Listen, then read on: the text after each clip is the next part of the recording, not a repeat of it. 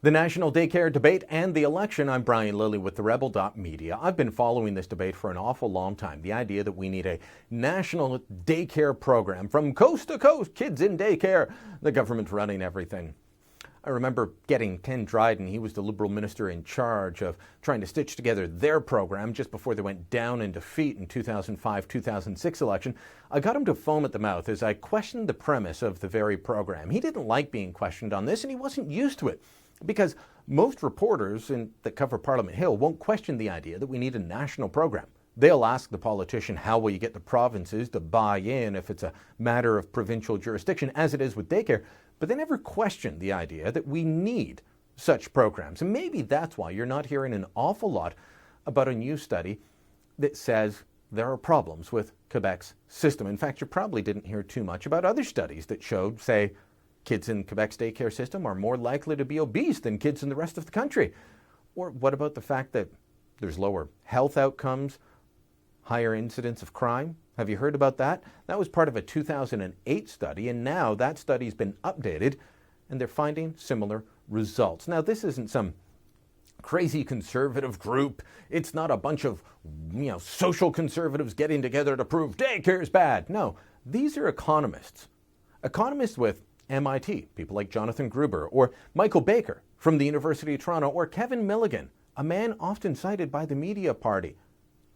These men studied Quebec's daycare system. They released a paper in 2008. They've updated it for 2015. They released it this week, and it found Quebec's program isn't living up to its promise. Let me read to you from the abstract. Cohorts with increased childcare access subsequently had worse health, lower life satisfaction, and higher crime rates later in life. Oh, well, that's just the abstract. That's like the executive summary at the beginning. They're just trying to sell you. They're just trying to get you to read it. But we know, daycare, national quality, quality, affordable childcare, that's going to deliver all kinds of promises. One of the big promises is that it will help in education. It'll help kids later in life. They'll have higher test scores. They'll be smarter. Hold on a minute. Let me read to you from the study. Using two large national data sets on test score performance, we find no consistent evidence of any impact on test scores. The surveys give opposing answers for math scores and show no effect on English or science scores. We take this as further evidence that any impacts at older ages are operating through the non-cognitive channel. All right, so it's not delivering on test scores. I'm sure that there's lots of great social learning that the kids have. Well, yeah, apparently there is, and it's not all good. From the study, again, we do, however, find a significant worsening in self-reported health and in life satisfaction among teens. Most strikingly, we find a sharp and contemporaneous increase in criminal behavior among the cohorts exposed to the Quebec program relative to their peers in other provinces. We illustrate graphically a montantic increase in crime rates among cohorts with their exposure to the childcare program. And we show in regression analysis that exposure led to a significant rise in overall crime rates. We also find that these effects are concentrated in boys who see the largest deterioration in non-cognitive skills. It's supposed to lead to only good things. It's supposed to do the opposite of what it is actually doing. Kids are getting fatter, they're not doing better in test scores, and we're having worse health, life satisfaction, and crime rate outcomes. Is this the type of program that we should be expanding across the country? Shouldn't this study be front page news across the country? Shouldn't it be the talk of all the political shows? Well, it should be, but it won't be, because it might touch on something that both Trudeau and Mulcair want, which is another national social program. And hey, what reporter in Ottawa doesn't want that? Well, other than me. Look, daycare is a fact of life for families across the country. But each family is different, and going to a one-size-fits-all model won't work. Sure, Mulcair and Trudeau say it won't be one-size-fits-all for the provinces, but it will be one-size-fits-all for families, just like it is in Quebec.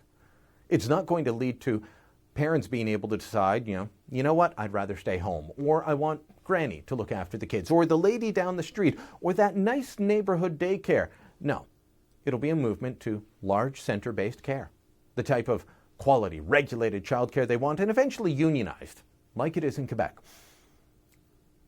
But the fact is that none of that should matter when you look at the outcomes. and the outcomes are not good. This is not the first study, this is not the second study, this is not the third study to point to the bad outcomes.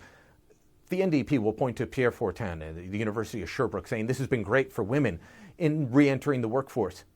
Quebec still lags Manitoba, Saskatchewan, and Alberta in terms of female worker participation in the economy. It's the same as Ontario. It's just slightly higher than British Columbia. So if this is about getting women back into the workforce, they're spending $2.2 billion to match other provinces. Maybe it's not the panacea that they claim. Maybe this isn't the type of program that we should be replicating. Maybe this is the type of study that the media should be focusing on and asking the leaders about. Unfortunately, it's not, because it doesn't fit the agenda. But mark my words, this is the wrong type of program to bring across the country. We need to be helping parents that actually need help. If there are families out there that can't get by without assistance, absolutely. But why do we need a program that's going to just make daycare more affordable for everyone on a universal level? Why do we need that? Why do we need a one-size-fits-all model instead of saying to families, we'll make it more affordable, you figure out what works best for you?